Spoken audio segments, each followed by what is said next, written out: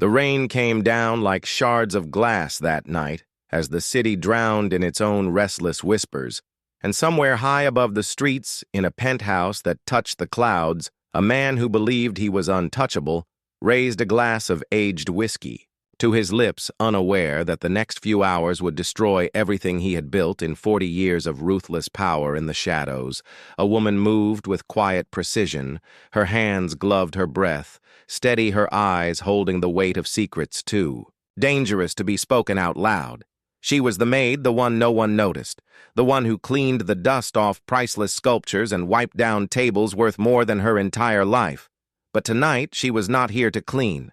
Tonight, she was here to end him. Her name was Lena, and for years she had walked the marble halls of the Caro family estate unseen and unheard a ghost in a black uniform, her hair pulled tight, her voice soft, her presence erased by the arrogance of the billionaire who owned the place. Victor Caro was feared in boardrooms and political backrooms alike. His empire stretched across continents built on oil shipping and the kind of deals that left competitors in ruins. He crushed rivals without blinking, made politicians dance like puppets, and bought silence with stacks of cash. But there were things even money could not bury. Things Lena had seen, things that would cost him far more than any contract ever could, and tonight she would finally use them. It began with a single phone call 3 days ago. A voice Lena had not heard in years, one that brought back the taste of grief and fire in her chest. Her younger brother Marcus, gone now for 5 years, had died in what the police called an accident. But she had never believed it. The caller had been careful, no names, just a time and a place, and the words that set her blood pounding in her ears. I know what really happened to Marcus. Meet me alone, and now standing in this room with the soft hum of the city bleeding through the windows. She knew this was the night she had been walking toward ever since the day she buried him. Victor was downstairs celebrating another acquisition with his usual pack of wolves, men and women in silk and diamonds, their laughter sharp, their smiles empty. Lena moved through the guest rooms, taking what she needed from the safe. She had memorized the combination 2 years ago. Tiny flash drives and paper folders, each containing pieces of his empire's rotten heart. Names, dates, accounts, offshore holdings, enough to burn him to the ground. She slipped them into the lining of her coat. Every movement measured, every sound muffled by the storm outside. She could hear footsteps in the hall and froze her hand on the zipper, her mind racing. The footsteps passed. She exhaled and kept moving. But what Lena didn't know was that Victor was not as oblivious as she believed. Somewhere in the mansion, a small red light blinked in the corner of a monitor, and a security feed caught her shadow sliding across the hallway. Victor's eyes narrowed as he watched the grainy image, the smile fading from his face. This was not part of his plan, and for the first time in years, a flicker of unease passed through him. He stood, quietly set down his drink, and told the guests he'd be right back. Downstairs, the music swelled, masking the sound of the storm. Lena reached the service elevator and pressed the button, her heart hammering with the thought that once those doors closed, she would be gone into the night, and Victor Caro's world would begin to unravel. But as the doors slid open, a voice stopped her, cold, low, calm, and dangerous. Going somewhere, Lena. She turned slowly, and there he was, the man who had stolen her brother's life, standing just feet away, his hands in his pockets, his eyes like steel, and for the first time in all the years she had worked for him, he was looking at her like she mattered, like she was not invisible at all. The seconds stretched between them like a tightrope. One wrong move and she would fall. Lena's breath felt heavier now, as if the very air between them was made of iron. Victor took one slow step forward, and in that moment, Lena saw something she had never seen in his eyes before. Not rage, not fear, but calculation. The kind of cold, mental math that had made him a billionaire and a dangerous man to cross. He was already assessing what she had taken, how far she could get before his people caught her, and what it would cost to erase her from existence. He spoke with the kind of soft precision that felt like a blade slipping between ribs. "You've been busy tonight." Lena. Her hand hovered near her coat pocket where the flash drives were hidden, but she didn't move. "Not yet," she kept her voice steady. "I've been cleaning." "Up, sir." Just like always, his smirk didn't reach his eyes. "Is that what you call breaking into my safe?" Her fingers curled slightly inside her pocket, brushing against the cold metal of a small device, a backup recorder she had kept hidden for weeks. "Is that what you call killing my brother?" She said it without flinching, the words hanging in the air like smoke. Victor stopped mid-step, his eyes narrowing ever so slightly, and that was all the confirmation she needed. "I don't know what you think." "You know," he said slowly, "but I can assure you Marcus's death was—" She cut him off. "An accident. I know that's what the police report says. I also know you paid the officer who wrote it and the coroner who signed it off, and I have proof." His jaw tightened, but his voice stayed calm. "Proof is dangerous, Lena. You can't imagine the kind of men you're provoking." She stepped closer, now her own fear drowned by the fire in her chest. "I'm not imagining, Victor. I've lived it every day since I buried him." The storm outside grew harsher, rattling the glass windows, thunder rolling like distant artillery. Victor's gaze drifted for a fraction of a second to the side door. A tell she caught immediately someone was coming for her. She took a step back toward the elevator, but before she could reach it, two men in black suits stepped into the hallway, their faces hard, their eyes on her. "Take it from her," Victor ordered quietly. Lena moved before they could close in. She darted into the service corridor, her shoes barely touching the ground as she ran. The men followed, heavy boots echoing behind her. She reached into her pocket and pressed a small button on the recorder, activating its signal. It wasn't just recording. Now, it was transmitting to someone far away, someone she trusted with her life. She took a sharp left, nearly colliding with a catering cart, sending silverware crashing to the floor, the noise drowned out by the pounding of her heart. One of the men was faster than she expected. His hand brushed her coat as she slipped into the laundry room.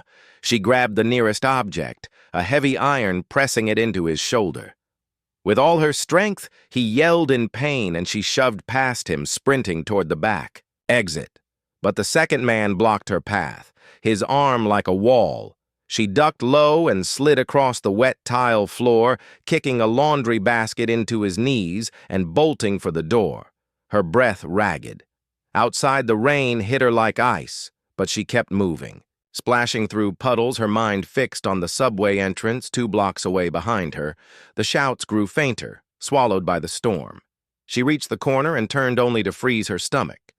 Dropping, a black SUV sat idling its headlights. Slicing through the rain, the passenger door opened and Victor stepped out, umbrella in hand, completely untouched by the chaos around them. He didn't shout. He didn't run. He simply walked toward her like a predator closing in. "I told you, Lena, proof is dangerous," he said as the SUV door opened wider, revealing a figure inside, someone she never expected to see, someone she thought was on her side.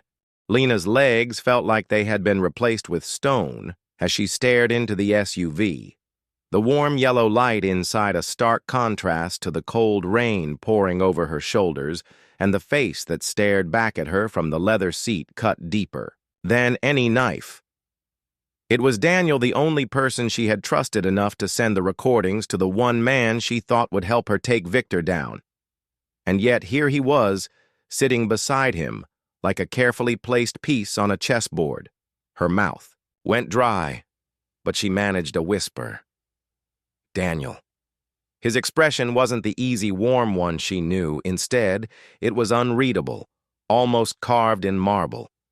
"Get in." Lena. Victor's voice slid across the rain like oil. "You're shivering, and I'm not a monster." Didn't move. Victor took one more step, umbrella steady above him, the rain bending around him as if it too was afraid to touch him. "You know I can have you taken by force," he said softly. "But I'd rather you step inside on your own. It'll make..." What comes next, easier for you to accept. Her eyes darted toward the street behind him. No witnesses, no open doors, just an empty stretch of pavement and the hum of the SUV's engine. The men from earlier were nowhere in sight, which meant they were. Close, probably surrounding her in the shadows.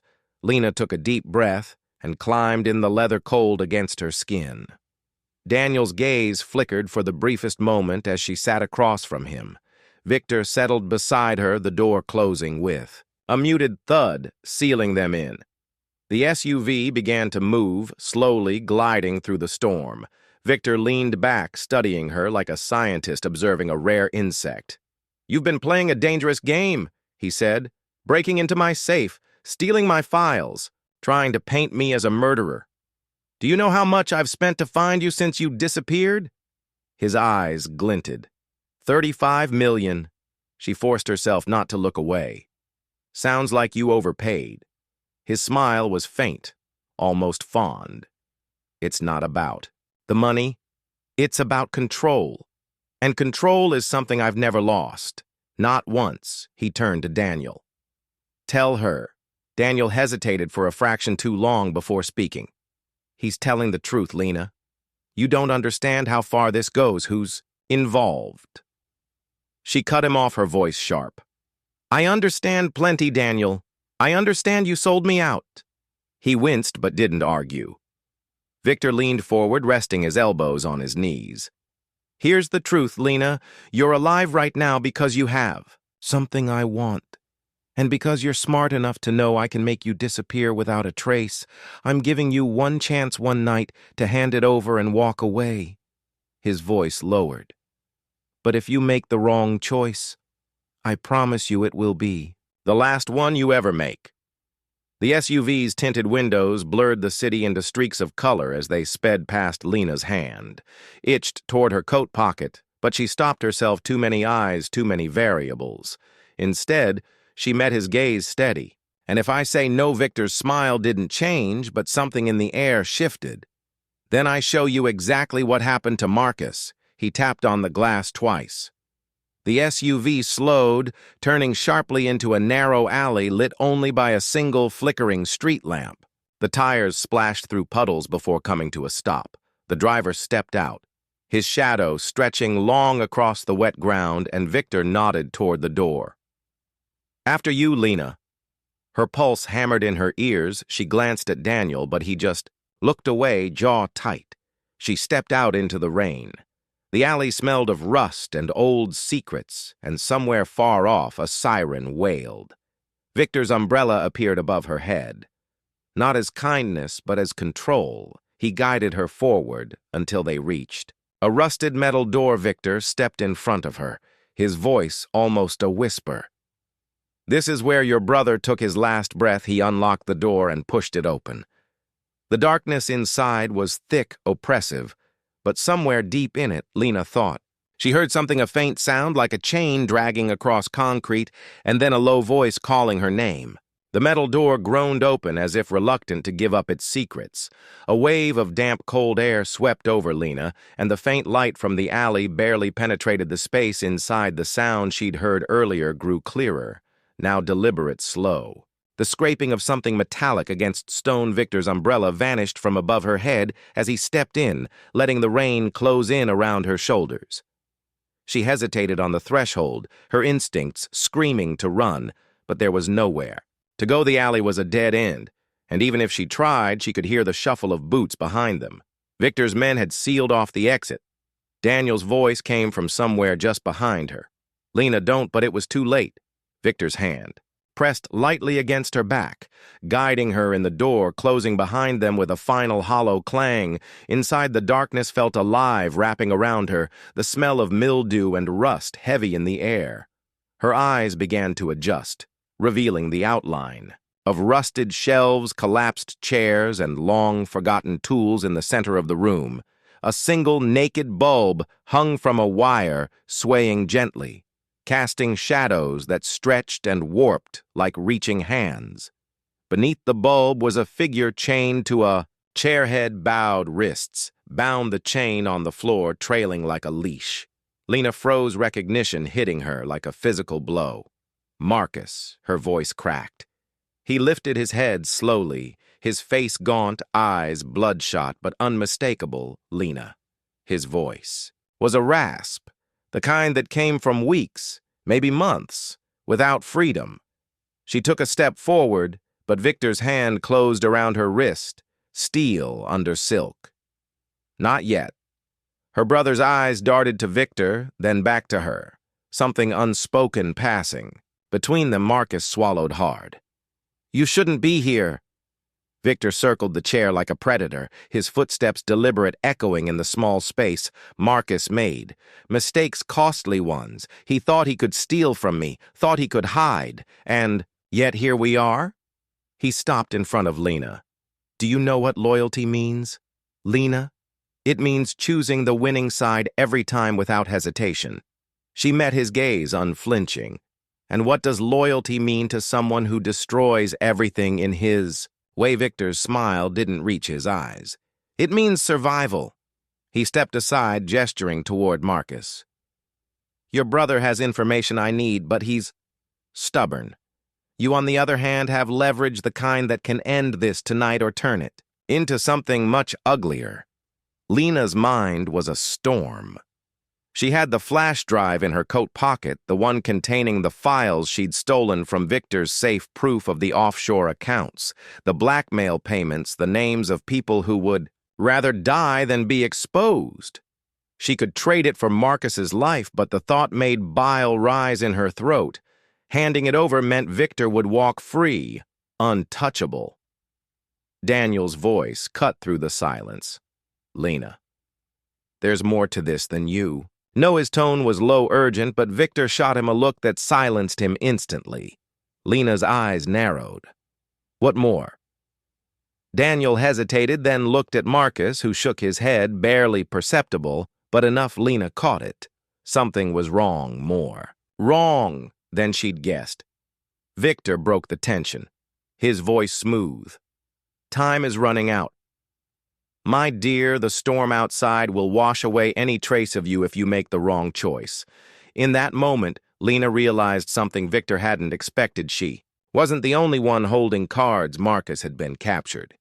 But he was still alive, and that meant Victor needed him breathing, which meant there was a window, however small. Her hand slipped into her coat pocket, fingers curling around the flash, drive the plastic slick against her damp skin. She met Victor's gaze with a calm she didn't feel. "Fine, I'll give you what you want, but we do it my way, and my way starts with letting him stand." Victor's eyebrow lifted, amused. "You think you're in a position to negotiate?" She stepped forward, closing the distance until they were almost nose to nose. "I know I am. Because if you touch him before I get what I want, I break this drive in half right here, right now, and everything you've done dies with it."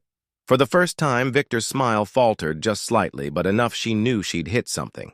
The bulb above them swung a little harder now, casting sharp cuts of light across Victor's face, each shadowed blink making him look less human, more like something stitched together by hunger and power.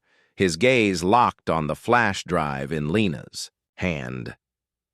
But behind that hunger, she caught the first glint of uncertainty. Marcus shifted in his chair, chains clinking softly. "Lena, don't do this." His voice was hoarse but steady. There was something in the way he said it. A warning not about her safety, but about something bigger, something hidden. Daniel stepped forward just enough that Victor's men reached for their weapons. "She doesn't know, Victor. You didn't tell her." Victor didn't even look at Daniel. "She'll find out soon enough." Lena's stomach tightened. "Tell me what silence." Only the faint patter of rain leaking in through some unseen crack broke it until Marcus's voice cut through low enough it made the hair rise on her neck. "Victor's not the one running this." For the first time, the billionaire's mask slipped. "Completely." His jaw tightened, eyes darting toward Marcus. "Shut your mouth," he said, but there was panic in the edge of it. Panic that told Lena everything. She turned back to Victor. Who's above you? Victor gave a dry laugh that didn't match his eyes. Names don't matter. It's the kind of power that doesn't get printed in newspapers, the kind of power that never sits in courtrooms. You think I'm dangerous, Lena? I'm just the man they use when something has to be done without fingerprints. Was meant to scare her, but instead it hardened something inside her, because if there was a they, then taking Victor down wouldn't just save Marcus, it would cut deeper than anything she had imagined. She slipped the flash drive out fully, holding it up so the weak light caught it. You're going to release him, and you're going to walk out of here, and I'm going to vanish before your friends up there, even though you failed.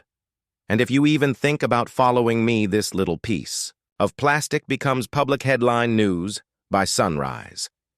Victor's eyes narrowed, his men shifting nervously. Daniel's jaw worked as if he was holding something back.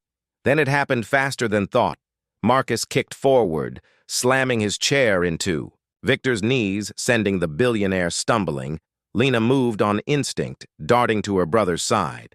Fingers working at the locks while Daniel drew his gun, and in a voice Lena had never heard from him shouted, "Nobody moves." Victor straightened, murder in his eyes, but Daniel kept the barrel steady. It's over. Victor. She's not the pawn you thought she was. The chains fell from Marcus's wrists, and the second he was free, he pulled Lena toward the far side of the room, Daniel covering them. Step by step at the door. Victor's voice followed them like a curse. This isn't the end, Lena. When they come for me, they'll come for you too. She didn't look back. Rain slashing at her face as they spilled into the alley, Marcus leaning on her. But moving fast enough for someone who'd just been caged, the city's hum returned louder than ever. Like the world was pretending nothing had happened, in her pocket. The flash drive felt heavier than gold, because now it wasn't just evidence. It was a weapon that could burn down a dynasty, and in the hollow space between her ribs she knew something with bone-deep certainty. Victor's empire might survive this night, but the people above him, the ones who thought no one could touch them, had just been given a reason to fear a maid who once scrubbed their floors.